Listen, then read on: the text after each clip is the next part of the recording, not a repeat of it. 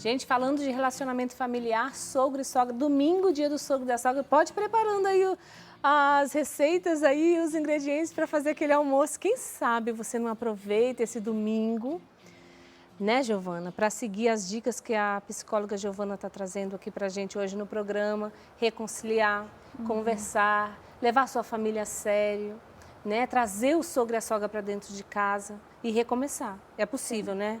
Sim, com certeza. Não é só possível, como também é necessário.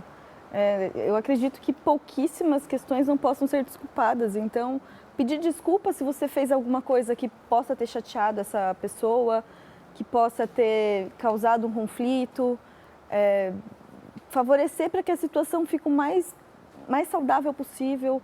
E é sempre pela conversa. Infelizmente, não há muitas outras estratégias disponíveis sem ser o próprio diálogo mesmo. Exatamente. E aí aquela pergunta que a gente fez, o sogro e a sogra, que também é mãe, né, que é pai e mãe, precisa entender também seus limites, porque quando o filho sai ou a filha saiu de casa, não perdeu, né? Sim. Fala um pouquinho sobre isso pra gente, Giovana.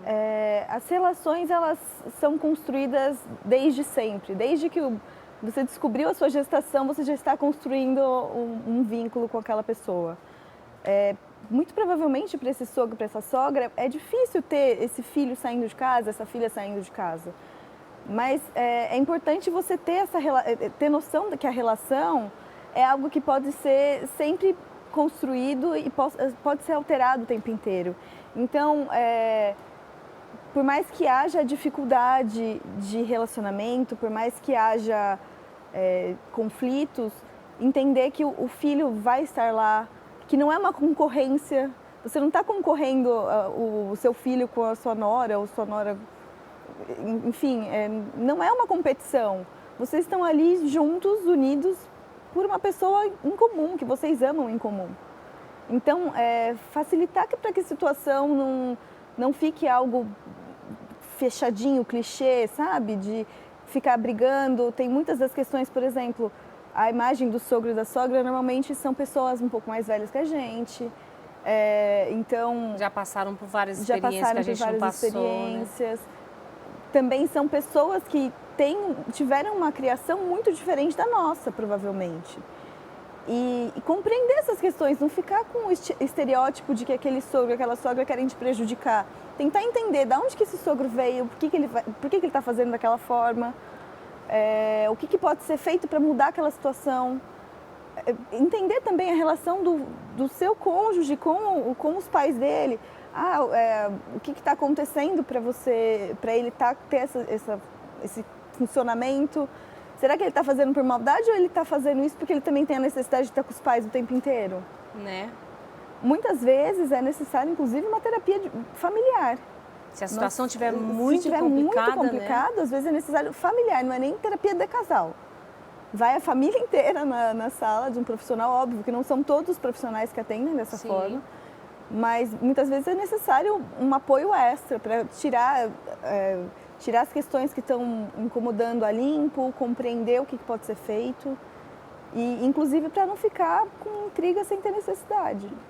Às vezes as questões são de fácil resolução, a gente que cria problemas para elas ficarem maiores. Viu, gente? Às vezes tem solução. Vamos ver uma pergunta que chegou para a gente, então? Olha lá, a Mara de Valinhos diz assim: tive alguns problemas com meu sogro durante a vida dele. Infelizmente, ele faleceu ano passado e não tive a chance de resolver esses conflitos. Por isso, alguns problemas ainda estão presentes na minha vida. Como faço para perdoá-lo mesmo sem vida? Mesmo ele já tendo partido. Giovana. É uma situação bastante delicada, né? Porque a gente fala de uma morte. Então, a gente tem que entender tudo que aconteceu antes disso acontecer, antes da morte em si acontecer. Cada pessoa elabora o luto da sua forma particular. Então, não tem como dar uma receita de bolo que vai funcionar para todo mundo. Mas é possível você compreender as questões que estão te fazendo mal. Porque, como ela está falando, isso incomoda ela. Isso tem atrapalhado a vida dela de forma geral. Então, a primeira questão que eu faria era falar dessa questão da culpa dessa culpa, desse ressentimento de não ter concluído a situação com esse sogro, com essa sogra. Infelizmente, fisicamente não tem como ela resolver isso. Porém, ela pode tentar entender ela teve alguma culpa realmente ou ela está formando essa culpa na cabeça dela. É algo que realmente aconteceu? Eles brigaram e ficou sem pedir desculpas, alguma coisa desse tipo? Ela tem uma culpa real ou é uma culpa que ela pode aliviar com o tempo? A culpa está presente no luto e por isso mesmo que a gente tem que entender se é real ou se ela é uma fantasia. Porque às vezes a gente não tem o que se culpar e a gente se culpa. É verdade. Entender também essa relação, porque às vezes pode ter havido uma falta de respeito que infelizmente fica com a situação mais complicada. A gente tem uma resistência maior a resolver conflitos que tem a ver com respeito, que tem a ver com difamação, etc. Será que ela realmente queria suprir essa necessidade com o sogro dela? Então, ir conversando. E, não sei, tem algumas questões que a gente pode dizer, mas que são bastante genéricas. A oração acaba sendo um forte fator de proteção. Nós quando cristãos a gente fala acreditamos no perdão, de luto. na vida eterna. Então, perdoa, reza, né, consigo mesmo, faz sua oração, perdoa, né, dá perdão, pede perdão a Deus. Se for uma coisa muito grave, busca um sacerdote, se confessa e segue a vida. E procura um espaço para falar disso. Às vezes não precisa ser uma terapia necessariamente, pode ser um grupo de amigas. É verdade. Conversa com as suas amigas, conversa com os familiares. Se não tem como você pedir perdão para ele, pede perdão para o familiar que também foi colocado nessa situação junto com ele. E tenta resolver os conflitos com quem ainda está vivo, porque infelizmente a gente não tem como resolver questões que já foram encerradas. Tá. Tem mais pergunta aí, Marina, pra gente? Vamos ouvir então mais uma pergunta.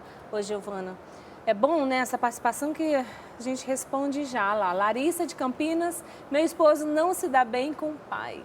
Sempre oro muito para o perdão na minha família. Quero ter um sogro presente. O que posso fazer para melhorar essa situação? Aí a gente já vê, Giovana, uma situação que é o filho e o pai, né? E a nora querendo a presença do sogro. Sim, muito provavelmente ela tem uma família bastante unida, né? E isso acaba interferindo no como ela vê a família do marido dela. Orar sempre é bom, é sempre muito benéfico. Acredito que tentar entender qual foi esse conflito que causou esse afastamento deles, porque muitas vezes é uma questão que vem, inclusive, da história da família. Por exemplo, tem muitas pessoas que têm uma situação um pouco mais humilde e às vezes não conseguem nem conversar com os pais. O pai, ele acaba muitas vezes tendo a figura de uma pessoa inalcançável, um ser que está um degrau acima e não é acessível para os filhos. Isso, hoje em dia, está mudando muito, graças a Deus. Mas a relação do pai com o filho também sofre essas pontuações que muitas vezes não tem a ver necessariamente com uma encrenca, tem a ver com uma cultura.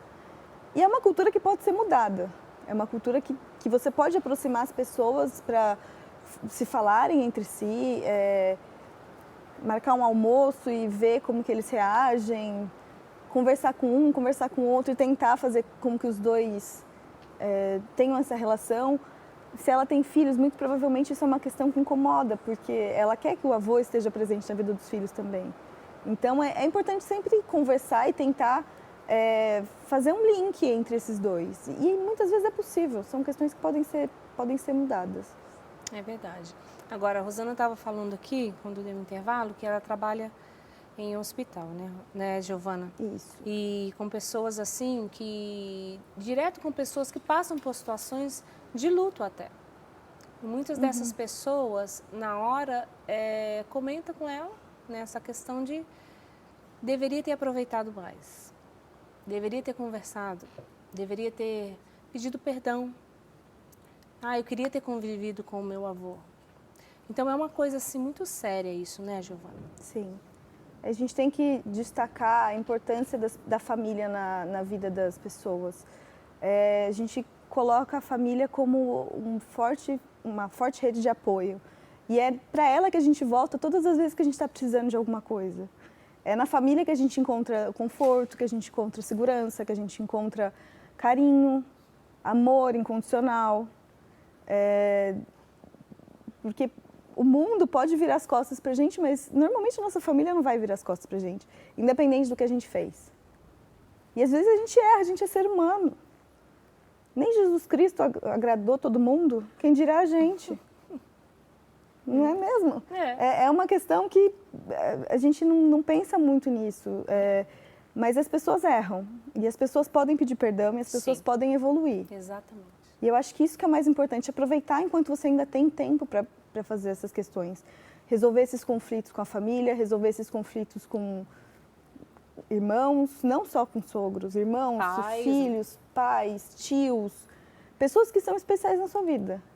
E tentar tê-las presentes com a gente, porque ainda mais por eu trabalhar com muitas pessoas que estão passando pelo processo de luto, eu vejo o quanto é importante você validar os momentos que você tem com a pessoa. Olha aí. Não só o estar junto mexendo no celular, ou vamos almoçar todos juntos, mas sentar na mesa e não conversar. Não escutar o que seu filho tem para falar, não escutar o que seu pai tem para falar. É muito importante você estar com a sua família e é ela quem vai estar com você nos momentos mais difíceis da sua vida. É verdade. Giovana, muito obrigada. Gente, está aí os conselhos da psicóloga Giovana para você que nos acompanhou. Presta atenção, estamos na quaresma, então agora é o momento favorável, né, para colocar o perdão em ação.